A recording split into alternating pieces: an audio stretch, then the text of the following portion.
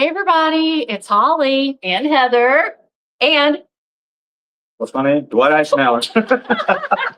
How busy it's been here at Graceland. What's my name? I don't even know my name. y'all, welcome back. This is our second interview with the Dwight Icenhower.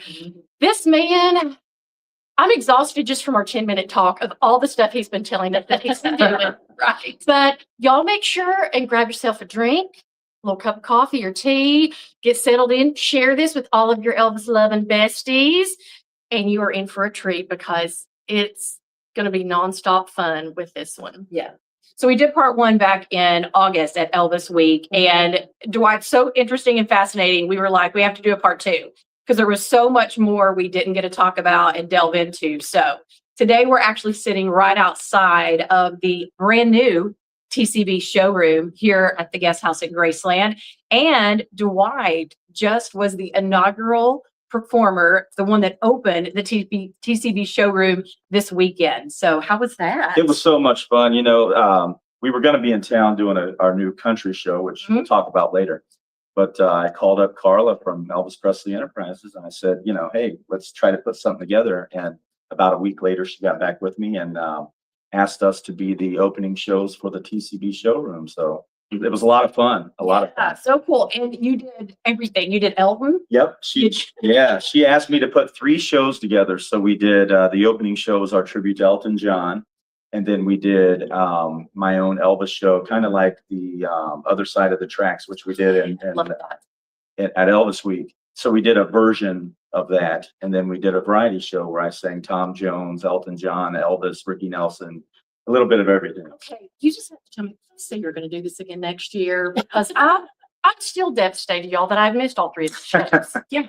Yeah, I was talking with her, and I think we may do it again at some point. So yeah, I really. I'm the first call. I will. Scheduled to go. Now that we got it down, we know what's going on. We can let you know really soon. Like it was a really good event. I mean, they're making this into a grand showroom, almost like Vegas. There's food, there's drink service. That's right. I mean, that's amazing. Yeah, they kind of turned the whole first level of the theater into a kind of like a dinner theater show. So you've got the servers, they come and take your order, bring you drinks. And then of course they've got the theater seating further toward the back. So it's set up like a legit showroom, like kind of like you would have seen in Vegas back in the day. Right. We were just talking about doing the Elton show and how it's like really taxing on your voice.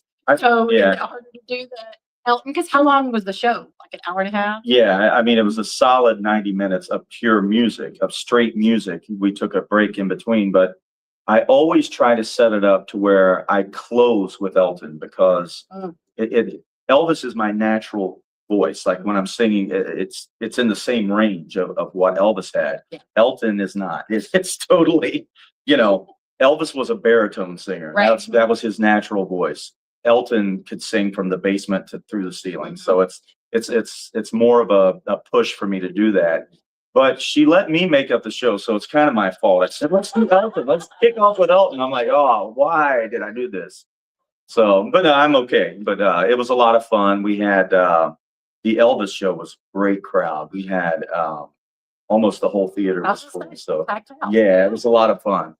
So it gave them a chance to kind of get the routine down, and it was a lot of fun though. I'm glad it worked. Cool about the TCB showroom is I think it's going to allow other acts and entertainers, just like they do kind of across the street at the soundstage. This is going to allow that same thing over here, absolutely, just in a different atmosphere and venue. Yeah, and to kind of branch out. Yes, this is the home of Elvis Presley, but Elvis influenced everybody. Without Elvis, there would not have been an Elton John. Oh yeah, he says that himself.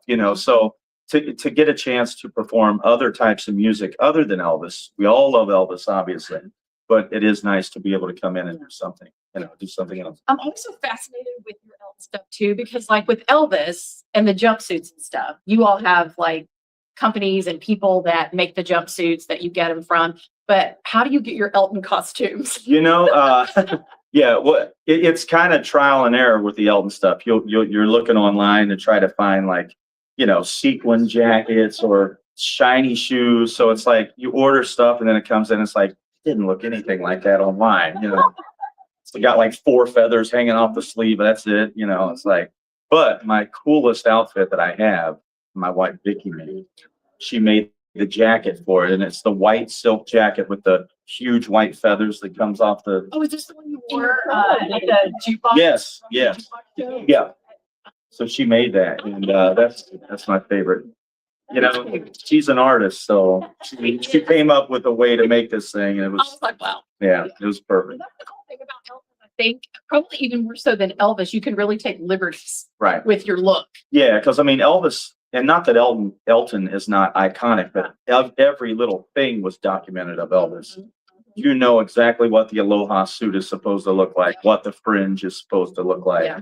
You know, with Elton, yeah, you can be a little more loose with and just come up with cool looking things like that. The outfit that I'm telling you about with the white feathers is not exact, but it's more even more over the top Oh, yeah. than what Elvis or Elton wore. Oh, yeah. So But it's still so, yeah. Oh, yeah. As soon as you came out, we saw it. We were like, this is so Elvis. yeah, So Elvis. especially the silver underwear over top of my pants, I might add, I love it. He had some looks. He had some looks. especially in the 70s. Right? Then he Right. kind of went into that Janet Reno looking era where it's like, sorry, Elton, I love you. He really does. I mean, you told us last time, how many concerts of Elton's have you been to? 116. That's incredible. Yeah, I started seeing Elton John's concerts in the late 90s, and one summer I saw him like 12 times, and then I just kept going. Yeah, mega fan. Yeah. It would have been the same with Elvis. I was going though. to say, I was going to say. I exactly. mean, I mean, you know, Elton, as big of an Elton John fan as I am, I can imagine meeting Elton John. I can imagine shaking his hand. Mhm. Elvis to me, like I think I may have said this in the last interview, but is like Santa Claus or like the Easter Bunny. Like me and Vicky, we'll like the other night we were up in the guest house in our room watching Aloha, and she was like, "Can you believe that that's a real person?" Yeah. I'm like, "No," because it's like He's like the wizard. it's like a character, and I don't mean that in a bad way, but it's like I can't imagine that existing. Yeah. You know, walking up to us and going, "Hey man, how you doing?" You know, that's like no, I can't. It'd be like Santa Claus or the Easter Bunny hopping in here. You know, it's like, I'd be like, "There he is, it's the Easter Bunny." Love that. That's amazing. Speaking of outfits and stuff, I've always wanted to know, like, the jumpsuits. Are they as hot, Oh. heavy as they say they In are? my shows, in my show, like if you actually get to see me do my own full show and I'm wearing a jumpsuit, I always make this joke. I'm like, I'll never know what Elvis was thinking in the summer of 1969 in Vegas, where it's easily 120 degrees. I'll never know what he was thinking when he went to a seamstress and he said, "I want you to make me a costume out of the hottest material possible. And then I want you to put a 50-pound belt right in the middle of it." It's like, yes, they're that hot. They're wool, polyester, gabardine. So every hot material you could think of, Yeah. that's what it's made of. That's crazy. That is Yeah. crazy. So they are hot. That's why I'm saying I'm usually sweating by the middle of CC Rider when I have them on. I was going to say, I don't know how y'all do it. Yeah, Just it's, stage life and everything in general are so hot and y'all are moving around Right. so much. and these suits are so thick they don't breathe. Like there's no room. I mean, yeah, they're split down to here, but like everywhere else is it's just clinging. Stuck to you. I know, and I want to hear more about some of your outfits because you're Mhm. like, you are coming on strong with like just your own style. It's Elvis, but it's also Dwight. And I saw your new chandelier suit. Oh. Dorian Alberti, the guy that designed the '88 comeback costume, he made me this new suit that we kind of put our brains together and come up with this concept of a suit that would kind of look like the sunburst suit that Elvis wore in '74, I believe he wore that. It's all these beautiful stones that come out like this. It looks like a sunburst, you know, but we made it all with mirrors and crystals. And it's beautiful. It is really, When- and I so think Elvis would have worn it. Oh, absolutely. I think eventually, probably in the next year, would have gotten out Yeah. of the one pieces. you Yeah. know, Just because he was getting, you know, not old, but older, you know, and I think he would have changed with the times, and nobody was wearing jumpsuits that late in the '70s. So too, that was just Elvis in general from decade to decade and even year to year. He was always Right. evolving, Yeah, you know? So it's Yeah. kind of crazy to think like what would his style have been, Right. like, the late 70s into the early 80s Right. and so on. It definitely would have shifted. I think he would have went, people, they started wearing the leisure suits, the two-piece suits, which Elvis kind of started playing around with in the 70s. If you remember, he would have those two-piece with the puffy shirt underneath. So, and I love those suits. I thought he looked great in those outfits. Maybe even more so than the jumpsuits later on. You know what I mean? Of course, and that's the way it is. He looked like a Greek god, For sure.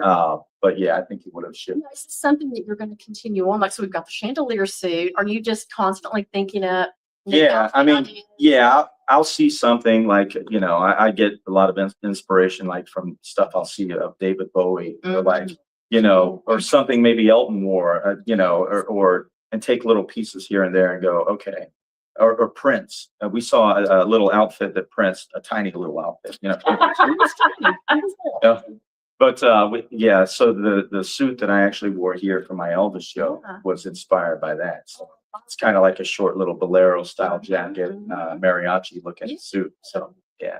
Well, speaking of changing and evolving, I think one of the coolest ideas that I've seen in the Elvis world recently, and we talked a little bit about it last time, is your 1988 comeback special show. Yeah. So let's talk more about that, because we Yes. want to kind of know like your inspiration behind it and the costuming and everything and kind of what's to come for that show.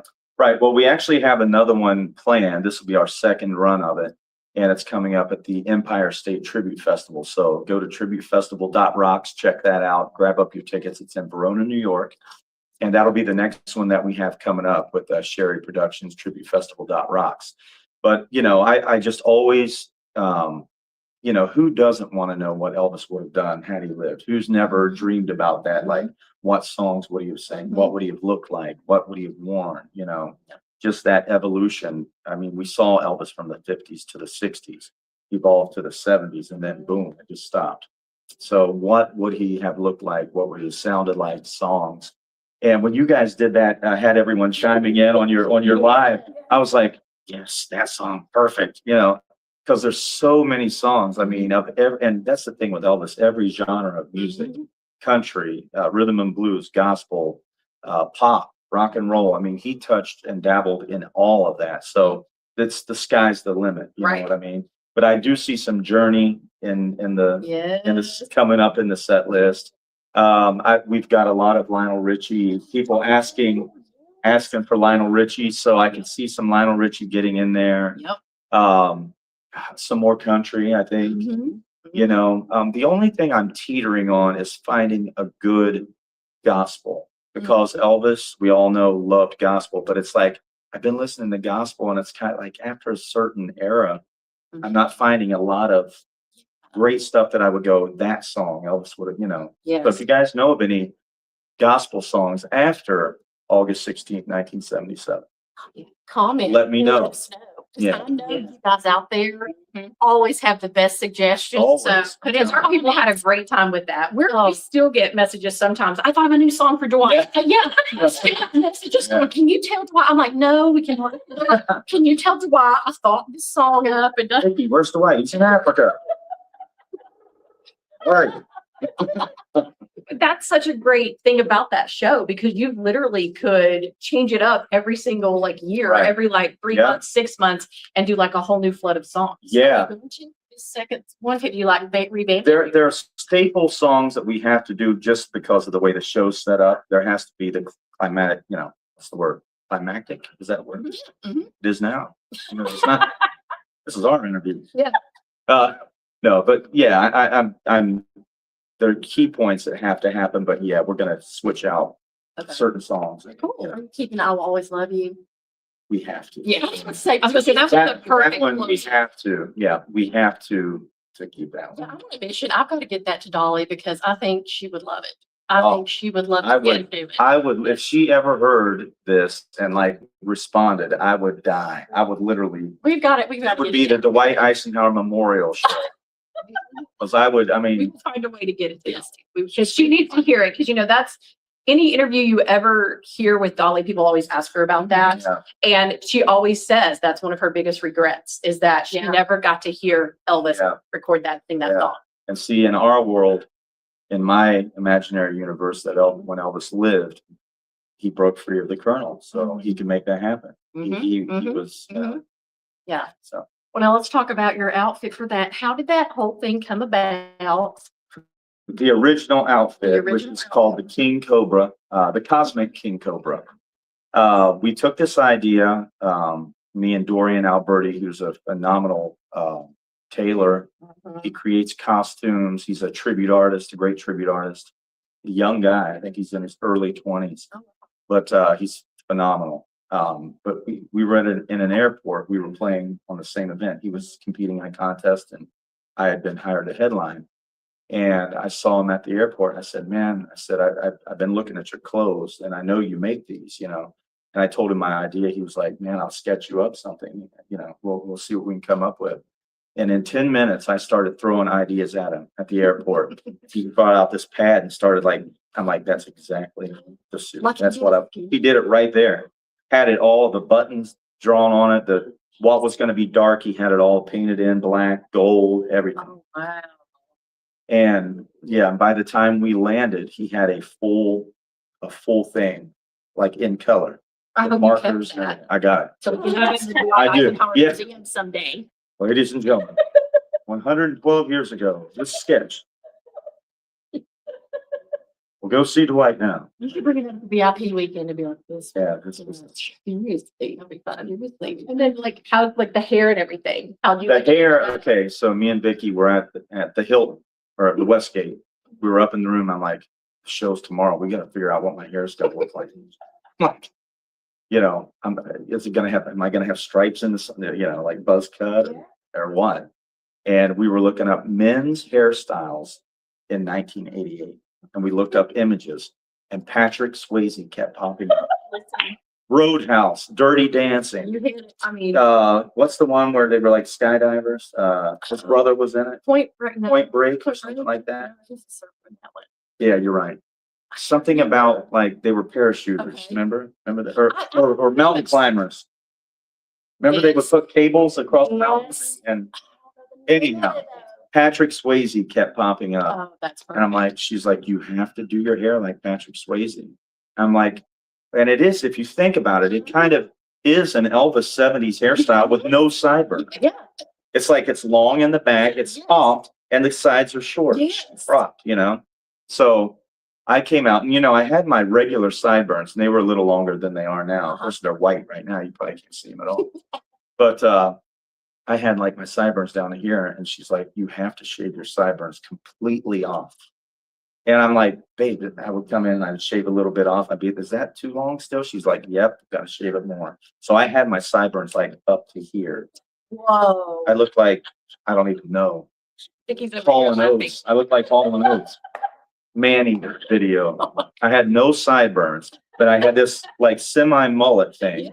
and my pompadour, because Elvis always had the pompadour. Mhm. So I knew he wouldn't have lost that, but I think the sideburns would have been gone by 88 because nobody had sideburns in True. the 80s. You know? True. So I was like, but you know, one of the things that people commented on was the hairstyle. They were like, "It's exactly what his hair would have looked like."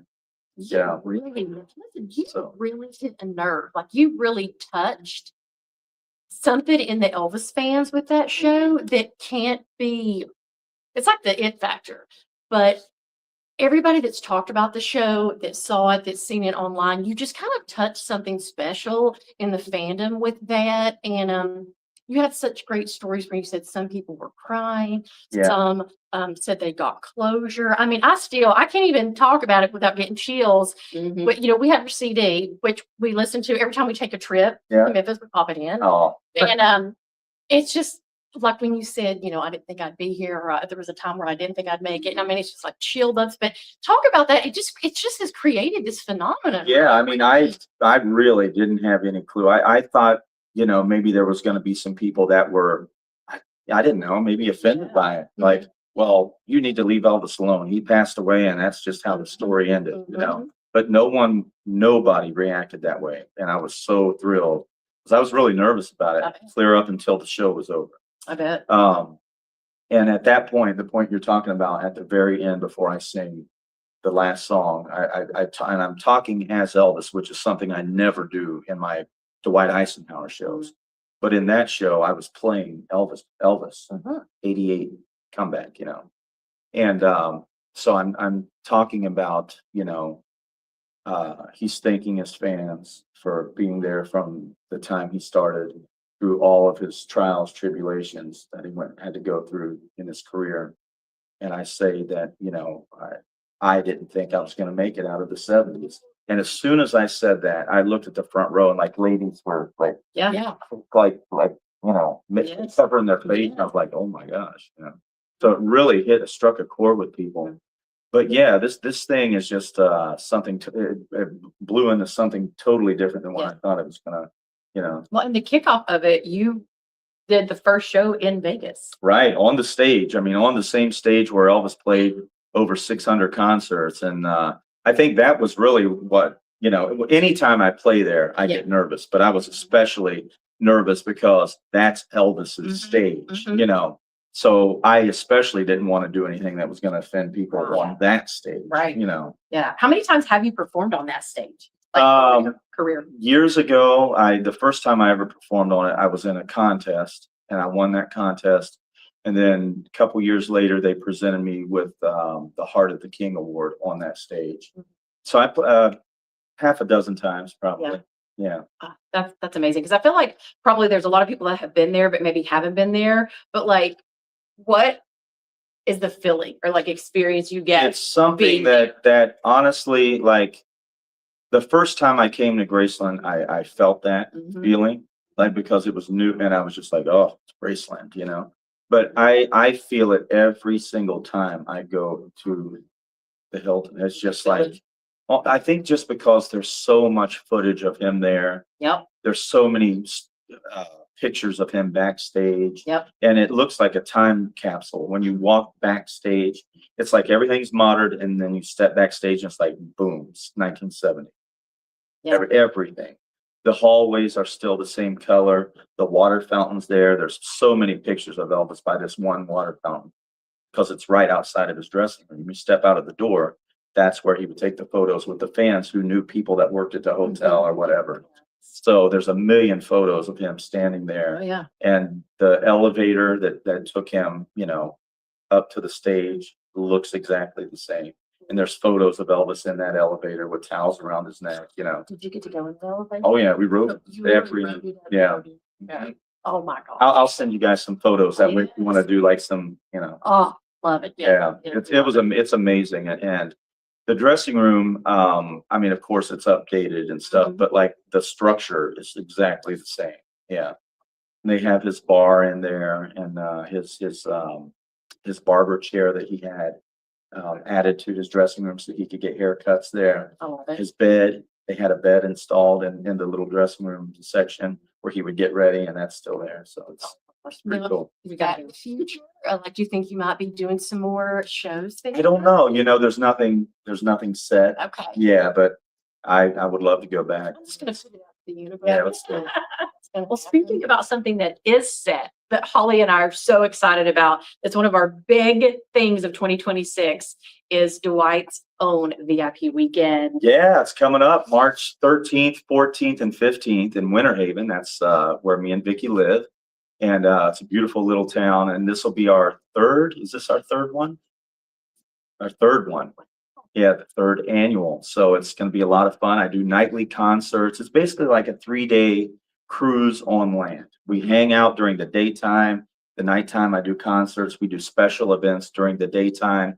Fun little things, whether it be games or trivia, or like this year, we're going to put together like a video montage thing where I talk about like some of my early performances and, you know, just little pieces we were able to get from fans. And we're just going to have fun. It's going to be a lot of fun. It's gonna be so much fun. Yeah, so come join us because Holly and I will definitely be there. I know there'll probably be more details Yeah. to come. Yep. You could always, check out Dwight's social media. Of course, Holly and I will be, talking more about it as the weeks go by, as we get closer to it. But yeah, what a fun time. Get away from the winter blues. Oh my gosh, really? I guarantee you, it'll at least be in the 70s and Yes.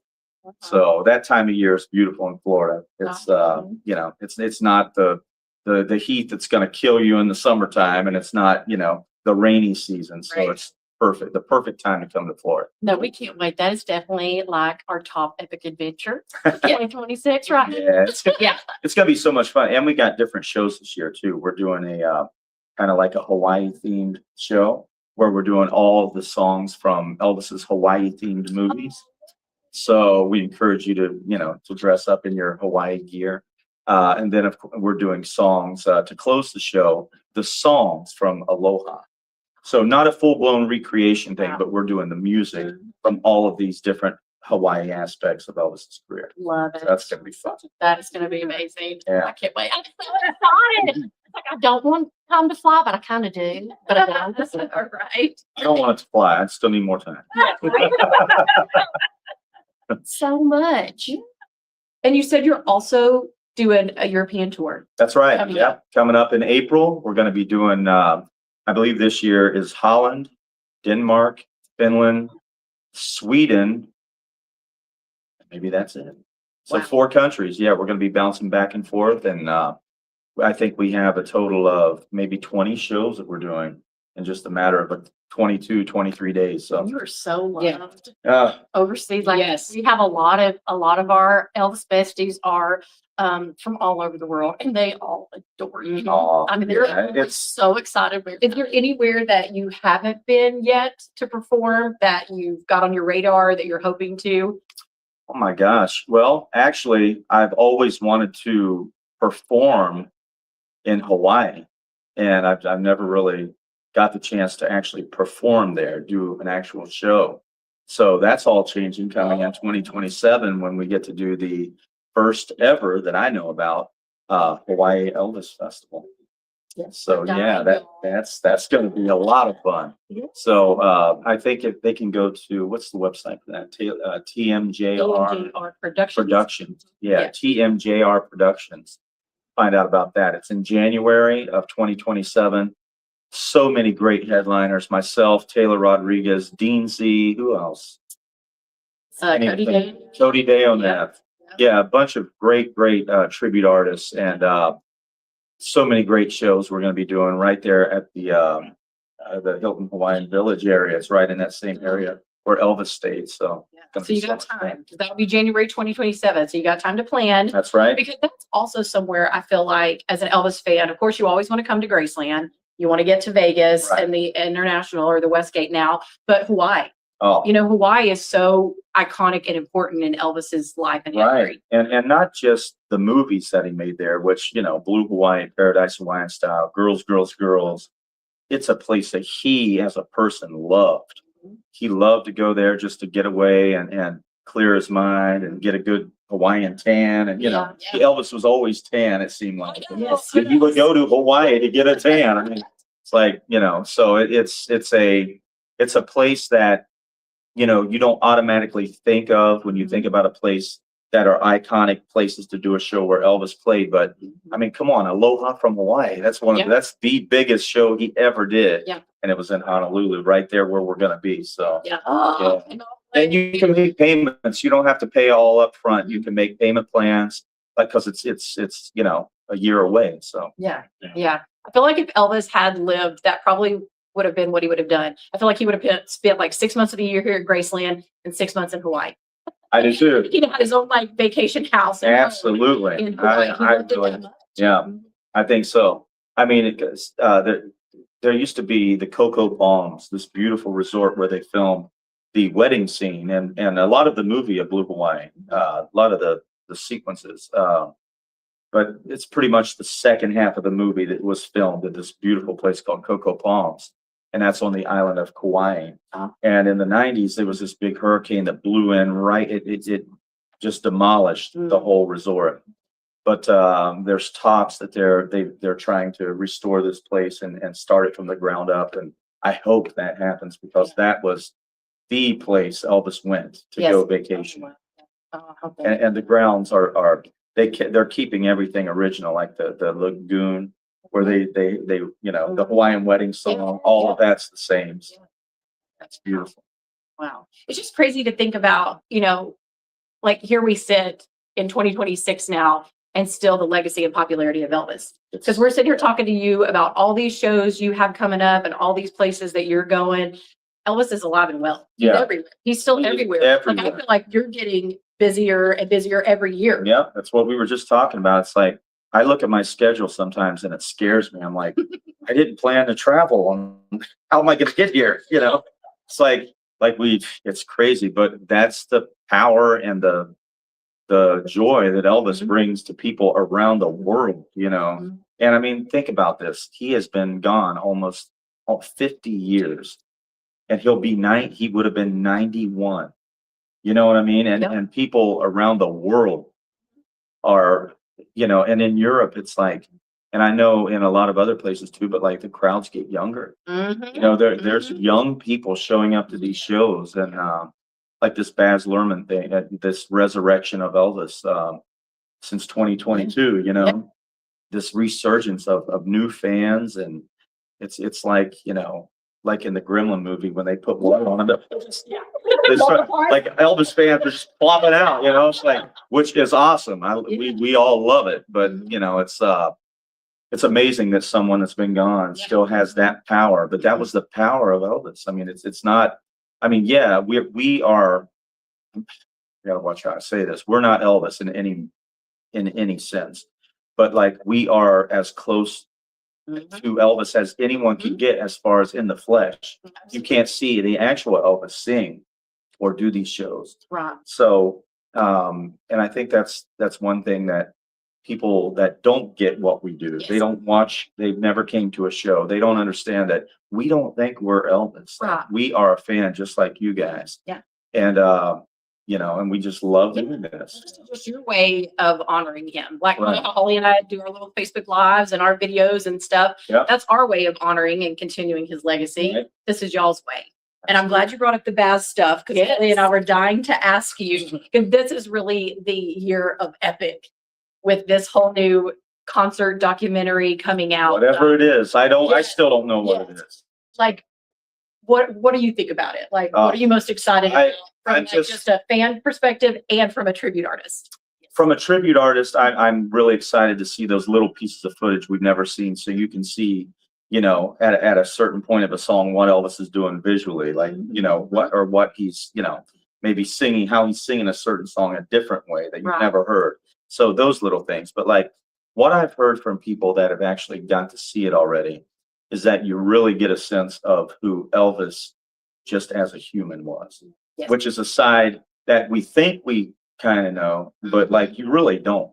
You really don't. Like people can go, Elvis, you know, he loves people and this and that, but like in this movie, they say you really get to see how he treated his musicians and like the camaraderie between songs, like the way they would be backstage just hanging out and talking and stuff like that. So I'm really, as an Elvis fan, I'm excited to see that part of it. Right. You know, the not on stage stuff, everything else. Yeah, everything but the Yeah. on stage. Yeah. Yes, I cannot wait. I just picture though, all of the ETAs, like when it comes out and hopefully it'll be available on streaming services or DVDs, like, will you sit and like watch it and like kind of take notes or study and be like, oh, here's a new, like, I'm wondering, like, will you get a new outfit out of it? Or I think Dwight 15 years ago would have, but I think Dwight now is just going to sit back and be like, yeah, that's the guy. You know, this is the, you know, because I back when I was really worried about doing every little move correct and everything, I would have been that way. But now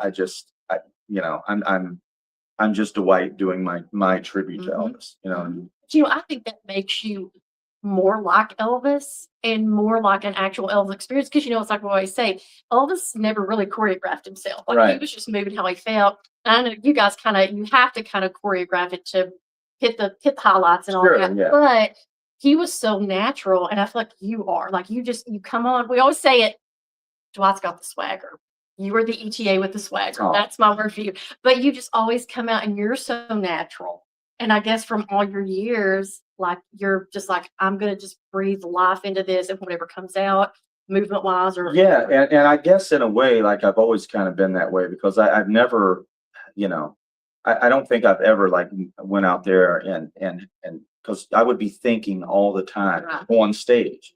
I'd be like, okay, where's the angle? I have to Yeah. do this here, Yeah. whatever it is. So I've never really been that way. I think I probably more so I was that way when I first started, and I was like, got to do everything like Yeah. Elvis. But now it's just, I think if you're not putting yourself into it, I think it almost puts a wall up between you and the audience, because you're kind of, and I'm not knocking anybody. Everyone has their own brand. Everyone has there's a guy who's phenomenal. He actually lives in Florida. His name's Matt Stone. Yes. He's a young kid, but this guy, man, I'm telling you, I'll see pictures sometimes of the way that he has created his stage to look, and it looks like that's the way it is. I'm like, wait a minute, and I'll message him. I'll be like, look at this, be like, are you serious? You got the yellow riser that the drums sit on? I'm like, that's amazing, but that's what I'm saying. His brand is very different than what I do, and not one's not better than the other. We're all doing Elvis. We're all doing it out of love of Elvis, and I think it's great. I think it's great what each of these guys, if it's done respectful, puts into these shows to give people different experiences. Well, and it's perfect for the fans, because a lot of people will be like, "Are you going to see another ETA? If you've seen one, haven't you seen them all?" I'm like, no. It's a completely different experience. We go see you or Matt or Taylor or whoever. It's like its own show. Right. And that's the coolest part of the Elvis tribute world. If it's done out of respect, and, there's nothing being done that puts Elvis in a bad light. It's all, if they're a good singer, if they do an entertaining show. I mean, there's all these little aspects of these guys' shows that are totally different. So you're going to get a totally different experience if you're seeing my show or a Matt Stone show or a Jay Dupuis show or a David Lee, whoever, but it's all done out of the love. Absolutely. Absolutely. That's what all these people need to learn. Yeah. Yes. Yeah. They're missing out. They are missing out. You really are missing out. If you have not been to an Elvis tribute artist show, you're missing out. Yeah, for sure. For sure. And we hear that there's a funny story. Oh my God. About your turn. This is David Lee, Elvis tribute artist David Lee, and me and David kind of started around the same time. I mean, me and him's been doing this 30 years. So anyhow, this is David Lee's favorite story that I tell, and hopefully you find it funny. But my first show ever, paid show. I got a call back when I was living in Ohio. I was like 19 years old, and the phone rings, and hello, and the guy says, this is how he says it. He says, "Are you that Elvis boy? Are you that Elvis boy?" I said, "Well, I sing Elvis. I mean, if that's what you're asking, He said, "I own a venue. It's called Uncle Bob's Chicken Palace." I'm like, oh, that sounds like a big deal when you've never done anything. Like, Uncle Bob's Chicken Palace. My God, man, I'm playing a palace of chicken. So I'm like, yeah. I said, we would love to come. Where is it? He gave me the address and the details. And so I show up to this place, and we pull up, and it's me and a little 3-piece band. It was just some of my friends out of high school. We were just out of high school. And I show up, and, I have my gold lame on, driving my car. Yes. My homemade gold lame. It was like gold, it was like crepe paper, like sparkle. I don't even remember how I got it or anything, but I had I grew these sideburns that were like down to here in gold lame. I was hot, man. I had these, I look like Abraham Lincoln. I see pictures of myself now, and I go, gee, I can't believe anyone even wanted to look at me, let alone hire me for anything. So I show up, I get out of the car, here I am, got my guitar. I'm walking, and it's a barn. This place is just this old looking, look like it was fallen in barn. And I'm knocking on the door, and this old guy with he didn't have a beard, but he had these long sideburns that grew off his face. Like if you grew a beard this long and just went and shaved it right there. He just had 2 big strips of hair hanging off his face. So he walks up, and he's like, He's like, I'm Uncle Bob. Are you Elvis? I said, well, I'm Dwight. I'll sing Elvis tonight. And he's like, okay, come this way. So takes me into this. You can't make this up. It was all sawdust and hay everywhere. And he had these blocks, like cinder blocks, setting up on the thing, and he had a piece of plywood on it. And so we said, you guys set your stuff up right there. So we go up there and set up. Okay, so he said, now what's going to happen? He said, after round 1, you guys play a set. He said, then after round 2, you'll play a set. I'm like, round? What is he talking about? Round?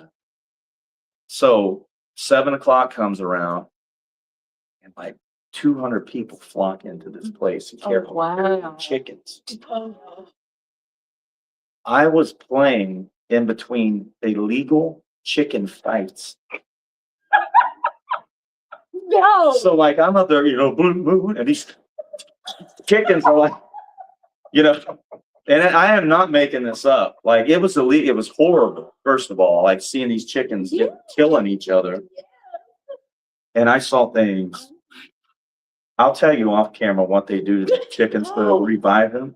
Oh no. Well, we're from East Tennessee, so when you said we call it something else that I won't repeat on here. Well, that's what it is. I've never been to one. Yeah. Thank the Lord, I couldn't do it. I've never been to one since. I didn't know I was going to do it one that night. You have got to be kidding me. Yeah, I was an illegal chicken. I mean, it could only go up from there. Yeah. With your Well, Elvis. Then I played the pig races the next one. Yeah. Old MacDonald had fun. So it was, Oh my God. Yeah, I don't it's- think anything like that. No. So like, we're gonna start asking the ETAs like what their where the craziest place they played. Yeah. You're the one. That was Yeah, it. I don't think hands down the anybody's going to top your. Uncle Bob's Chicken Palace. I've always wondered if the place is still there. We could do tours of that. Ladies and gentlemen, first place stood right there. stood right there. And this is the sketch of this 88 Thomas. We can make we can make the Chicken Palace the museum. Where it all Darn. where it all began. Yes. I could reenact my look. I could have my sideburns. It's hilarious. That's hilarious. I can't, well, speaking of funny, because we were like, we want to do some frivolous stuff, take a little time out between grilling you about all your shows. But what is like the craziest, like, if you can tell it, like fan experience you've ever had? Like, just the craziest thing A ever? couple. There's a few things. So 2 things happened at this one show this show was built to be like, I was going to make this beautiful promo video. So I made this big, me and some of my friends, that Christmas tree right there is what, about 12 feet tall, probably? At least, 10 to 12 feet. Mhm. Well, each letter that spelled Elvis was that tall and about 5 feet wide. Spelled out Elvis, like the If I Can Dream thing in the red lights. So we made each individual letter. We had this big stage. And this was back when I first started and I didn't have a promo video. So all this stuff, the chicken thing and this all happened within a 2-year Oh my God. thing. So it was back before I knew about B&K Enterprises or these great costume companies. So I went to like a men's warehouse and I bought just like a white tuxedo. Mhm. Okay. Or no, it was JCPenney. That's how long ago it was. I went to JCPenney. I'm like, look at that suit. Look at that white suit. It looks just like the If I Can Dream. And it didn't. I mean, it looked like, it looked like something Pee Wee Herman wore. So I'm doing this thing, and the climax of this movie, of this video, is supposed to be me singing If I Can Dream. So I do this video, and it turned out beautiful. Like the show was great. We had a big crowd. I get the video back, and the part that this whole thing is building up to, this If I Can Dream, I'm going, there must be lights burning bright. And I start going like this. And then when they're zooming in on my face, they're zooming in. Look at the camera right here. Right here, I had a JCPenney tag that was the whole length of my forearm right here. And it had the barcode and it said JCPenney, like 80% off and a red sticker. No. Yes. So we couldn't use the video. Why? All of this was a travesty, all of it. So, but earlier on in the night, we had to film this thing twice because this lady, I'm singing, there must be lights burning brighter. And out of the corner of my eye, I see this something like going like this. And I'm like, is someone flagging me down? I'm like, there was, and there's a lady walking onto the stage going, here, walking up to me. And like, she walks right up to me and like grabs my neckerchief and she's pulling me across the stage. So we had to film this thing again after the crowd left. And then that's when the Zoom came. Oh, So it was just, yeah, it took me a while to get out of the funk of weird things happening. I love that. I mean, you could write a book. Yeah. I'm not kidding. My life is So complete opposite of that then. What's like, because I know you've done hundreds and hundreds of shows all over. What are some of your like most memorable, either performances or Gosh. people? Well, I mean, just all of the times I've got to play concerts around the world with Elvis's original guys, you know, Jim Murray of the Imperials, Duke Bardwell, Elvis's bass player, 1974, 75, Joe Gershio Orchestra, Wow. Bob Lanning, I mean, Elvis's drummer on the greatest live album he ever made, Elvis on Stage. So, I mean, all these, the Jordanaires, I mean, the Stamps Quartet, Sweet Inspirations, just every time I've ever got to share the stage with those guys, DJ Fontana, is always just like should be the highlight of anyone's career. If you Yep. get to do that, that's everything else is a plus, you know what I mean? Yeah. But yeah, every year I've been able to go and do the European tour, and Arjun Deelan, who's our tour producer, he found out about me through YouTube.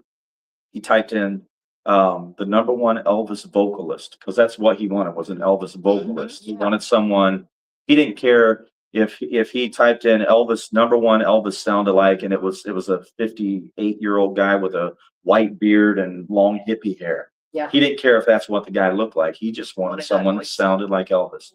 So he said I watched probably 200 or 300 videos of other guys, he said, and I just kept coming back to your videos. And so that's how I landed that job. And that's how I've got to work with most of these guys, like the Jordanaires and stuff I had worked with before, DJ Fontana years ago. But so that would definitely be the highlight of this curtain. Oh yeah, start coming in. Is there any stories that they've ever told you that stick out about like Elvis or anything? Just they all tell the common story, just like you hear from anyone that met Elvis. That every story is the first thing they say was he was just the nicest guy. I mean, and there's stuff that they tell me that obviously I'm not gonna say on here, but they're like, you better not tell anybody. No, but just the stuff that make that, and that's why I really love just getting to talk to these guys off stage, because you do get a true sense of like the person that Elvis was versus the larger than life icon that he is, So just to know these guys that knew him on a personal level, it's something special. Yeah. Have they ever said, or even what do you think that Elvis would think about all of these? Because there's like hundreds of tribute artists all over the world. Yeah. It's like, what do you think Elvis would think about that? None of them really ever talk about that. And I've never really brought that up to them. But Jim Murray, we were doing a show, I think maybe 2 tours ago. And we started like slowly introducing the actual Elvis costumes in the show. Because before I had only dressed as my own style. Okay. So our tour producer was like, let's just try it. Let's bring the jumpsuit, and Jim had never, since Elvis, been on stage in that setting with me in a suit like that. And his wife, Brenda, came up to me and she was like, I had to talk to Jim after the show because he was really, you know, it made him emotional. Yeah. You know, to Sure. see that, and I never thought about it that way. I never thought anything of it. But he got emotional about that. But it was, and Jim's so great. I love all these guys I get to work with, and it's really been a blessing. I've had a charmed life. For Oh, sure. absolutely. Well, now let's talk weeks. I'm real excited because you all know, and if you're coming to birthday week, if you're here in Memphis or you're driving down tomorrow, you know, 8 Squared is going to be at Hernando's Hideaway. It's one of our new favorite places. That's right. We got to visit there during the lighting ceremony. The coolest owners, the coolest vibe. Dwight's going to be doing 2 shows. One is Elvis and one is classic country. So That's I right. want to hear all about, because I know when we first talked about your country music endeavor, it had not started yet. But now I think you've done a show or two. Yep, Like, we've got how's it about going? 4. We've got about 4 shows under our belt, and we're having so much fun with it.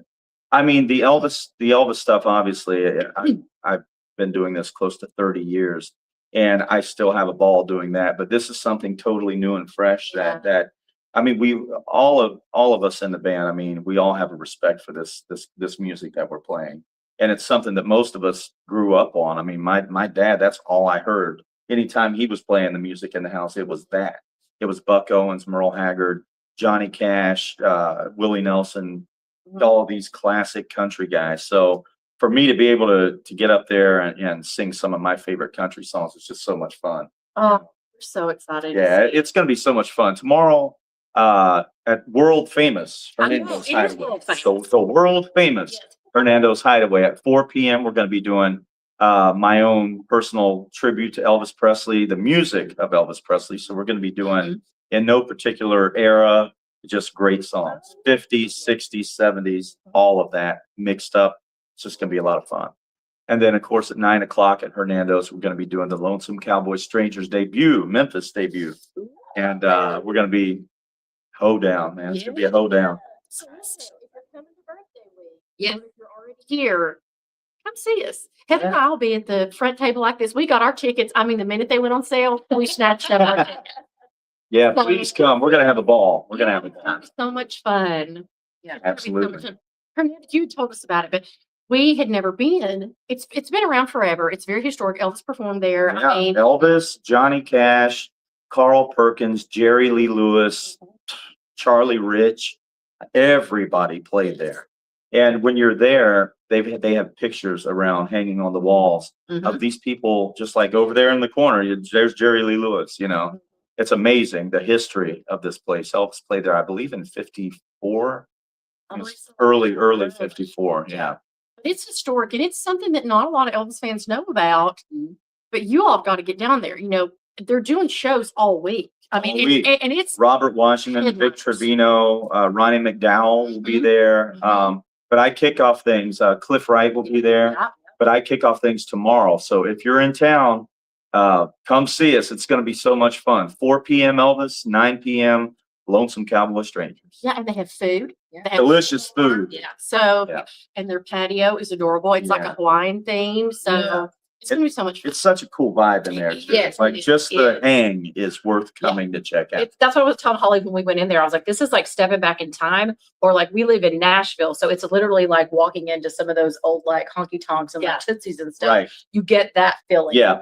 You feel the history. As soon as you walk in, there's a big neon sign on the stage that I play on is not actually where Elvis played, that part. As soon as you walk through the doors to the left, there's a neon sign that says Elvis was here. Mhm. And it's just this little cutout section of the wall.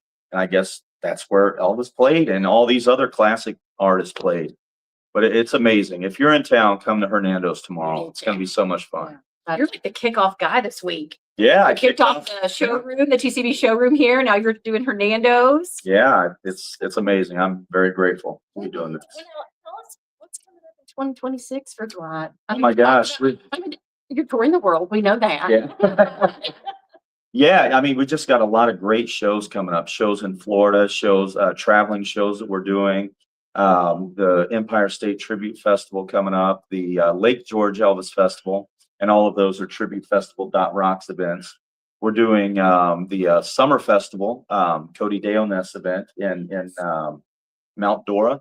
Mount Dora, Florida, coming up in June. And just so many great shows. I mean, Yeah. there's so much, a lot of cruises that we're doing. We're doing the Tribute Festival Rocks cruise in February. We're doing the Malt Shop cruise, which is always a lot of fun. The Malt Shop cruise is this cruise where we're the only tribute artists on there. Everybody else is the original artist, like the real Beach Boys, the real Chubby Checker, the real Frankie Valli, the real Frankie Avalon. Vicky's going, you better say Frankie Avalon. I got it, Dave. Frankie. But like, and these are the real people. They're not tribute artists. They're So cool. Yeah. Oh my God. so that is one of our favorite cruises that we do. And that's why you have to keep a check on Yeah. Dwight's social media Yep. and his website. Dwight Icenhower on Stage is my official Facebook account. Dwight Icenhower ETA on Instagram. Because that's where you're going to find because all of you all, every time Holly and I do our Facebooks and we talk about Dwight or whatever, y'all are message us back and be like, is he coming to this town or is he coming to this city or this state? So just keep an eye out because he is constantly booking shows and things. I mean, you've already got stuff into 2027, Yeah. like we said, with The the Hawaii. And then I saw there's a little something with a trio of you and Dean and Ben. Oh yeah, that's coming up. That's so far in the future. I'm like, my brain is scrambled thinking about 2026. But yes, we're doing the myself, Dean Z, and Ben Thompson. We're doing a huge cruise with Tribute Festival Rocks, and that's going to be in 2027. All of that info can be found at Tribute Festival Rocks. That's a cruise you don't want to miss. For real. That's like a triple threat I right mean, there. that's the Crown Royal. I mean, Triple seriously, crown. seriously, yeah. So we talked to that you literally have been coming to Elvis Week for a long A time, long time. a long time. So over like the years since you've been coming, how have you seen it kind of change and grow?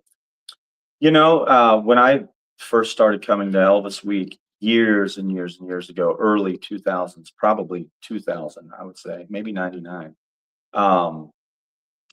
Just the whole vibe. I mean, it seemed like everything was just kind of focused right there at Graceland, or where I was doing a lot of shows was over at the old Holiday Inn Mhm. down by the airport. They used to do the old images of the king there. And so now it's kind of like it's kind of expanded. It's taken over a large. Did it start out as literally just like a weekend? I don't recall it being like Definitely now. not probably 9-10 days. at a Right? time. No, it wasn't. I remember we would come in. It was like a 5-day thing. Mhm. Like you would come in on a whatever that leading up to the 16th, maybe like the 13th, 14th, 15th, 16th, and then you stayed a couple of days extra. But now it's like a week and a half long, which hey, make it Elvis 2 weeks. Exactly. Yeah, it's like we always say with Christmas. Why can't Christmas be like 2 months? It's Christmas. True. But yeah, I mean, and obviously the obvious things that have changed. There's mixed feelings on the new. Well, new. It's really not new now, but the new Elvis Presley's the what's it called, the The Elvis Presley's Memphis. Memphis, yeah, Mhm. the new complex that they have across the street. I personally think it's phenomenal. Elvis's things deserve to be displayed in a beautiful setting like Yes. this. But then there's the purists and the old school people that go, I like it better when it was the little strip mall across the Mhm. street, whatever. Yeah. I mean, I like that too because of the memories. Right. But come on, it did not compare to what they have now. No. And no. Elvis deserves that. He deserves his stuff to be displayed the way it's displayed now. So Absolutely. I think it's a great thing. And, it's just everything has been an upgrade. I mean, Mhm. look where we're at now, the Yeah. guest house at Graceland, it's, I mean, it's grown so much, who would have ever, I'm sure Elvis would have never dreamed that No. something like this would be right beside Graceland, that the fans could just come, Right. be here, feel nice about where they're staying, Mhm. go across the street, see his house, he probably would have never dreamed that. No. Here we are, 2026, It's crazy. Yeah. It's crazy. And we know you're a fan, but being a fan, are you a collector? Like, do you have any memorabilia or anything that you? I mean, I have things that like I think, did we talk about my book the last time that Patty gave me, Patty Perry? Okay, so Patty, she was the only female member of the Memphis Mafia. Okay. She was a hairstylist in Bel Air, was it? Bel Air, California. And she was at a stoplight. This was 1961. She pulls up and a Rolls Royce pulls up beside her. And the window comes down in the Rolls Royce and she looks over and it's Elvis. And she said, "Oh my gosh," she told her girlfriend that was on the other side of the car. She's like, "It's Elvis Presley. Pretend we don't know who he is." So he said, "Hey girls, how y'all doing?" She was like, "Do we know you?" And Patty was very like, if you know her, you know her. And she was very like forward. He's like, "Do we know who you are?" And he was like, "Pull over," like that. So they pulled over and they like instantly just became friends, like really good friends. And she was with him for 17 years. Wow. He did his hair for Aloha. She was at the 68 special. She would come to Graceland. I mean, they were always together, Yeah. And I believe it's 1974. He gave her this little Bible or a spiritual book. It's called The Impersonal Life. Mhm. And she gave me that book, and we've got it at home. But Elvis wrote a paragraph in it, and it's got all of his notes in it and everything. His handwriting, Mhm. like he Yeah. wrote the paragraph. I'll show you. But he maybe I can show it into the Well, camera. that is. But he wrote to Pat, "May you find the happiness and the quiet of spirit and love spoken of in this little book." Oh, Elvis Presley. There it is. There's the page I'm referring to. wow. So she gave me that book, and there's the actual cover of the book. But it's got his notes in it. I had the book.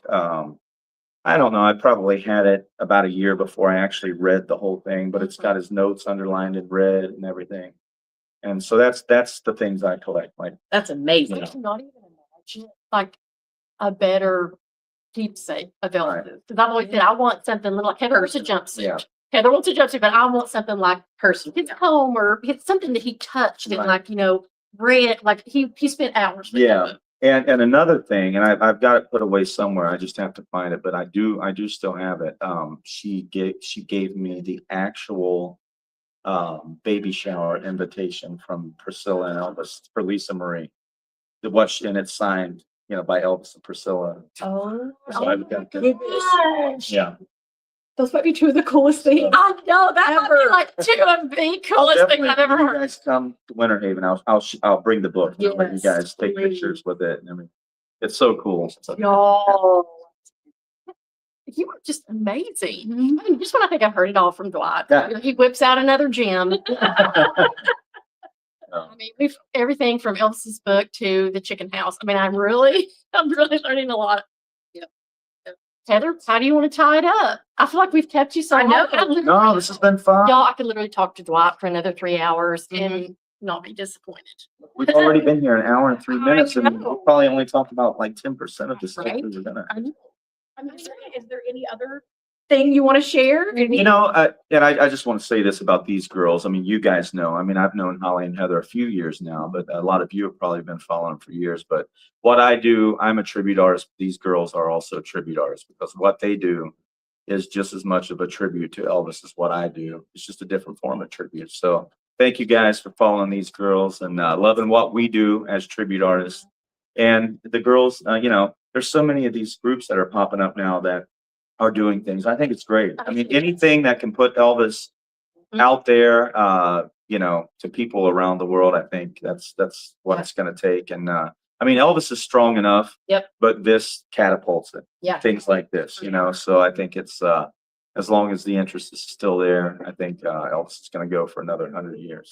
Oh, absolutely. Absolutely. Just getting started. But yeah, we love Dwight and Vicky. You guys have always been some of our favorite people in the Elvis world because we remember, when we were coming to Elvis Week events and stuff and we would go to the after parties, you all were always the first to come up to us and be so welcoming and so nice. And so we greatly appreciate you guys and what you do for sure. Yeah, absolutely. Yeah, you guys are super special. And seriously, if you have not seen Dwight in person, you have got to go to a show or a festival and see this man because he's unbelievable. He's Coming to a chicken palace near you. Yeah, if you have a chicken palace, I'm your guy. Please contact. Any chickens need entertained?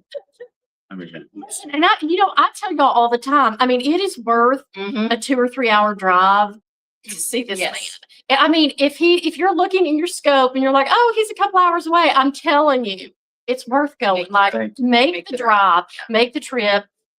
I'm still hoping, and here I am putting it out there. I'm manifesting. I want the 88 comeback special to come to Elvis Week. Yes. I'm putting it out there. Yes. I just think it would be a hit. I would love that. And I would hope, maybe that like they would be open to that, Yes. just for something like that. I think maybe down the road. I think so. I Yeah. think, yeah. I think the fans would love it. And I think it would be different if it was just someone showing up going, hey man, I'm an 88 Elvis. But it's like, I'm one of the champions. And so I think maybe we could do something like that. Yes, Graceland. Let's get the 88 comeback special during Elvis Week. Mullet and all. If not this year, let's make it for the 50th. It would be a great addition to the 50th anniversary coming up in 2027. No, So we're putting it out there. We're putting it out there. 50th. Oh my gosh, that would be amazing. Yeah. That'd be, yeah, we're putting it out there. It's going to happen. It's going to happen. But yeah, we can't thank you enough for Thank sitting you. down with us again Thank and you so taking the time much. because we know what a busy guy you are. No, I was thrilled to do this and Happy New Year, everybody. I hope it's a great year for y'all. Thank you all for joining us. Holly and I appreciate you all so much, all your love and support. And stay tuned because this was just the kickoff of Holly and Heather's epic birthday adventures. We've got Dwight, day 2 with Dwight. Holly's deemed it Dwight Day. Yeah. Oh, It's officially Dwight It's Day. Dwight Oh, Day. Hernando, that's right. And White then Day. tomorrow, 2 shows. So, we'll be doing videos and posting videos and pictures. So you definitely want to be a part of that. Mhm, for sure. Yeah. All right, y'all. TCB. Thank you, guys.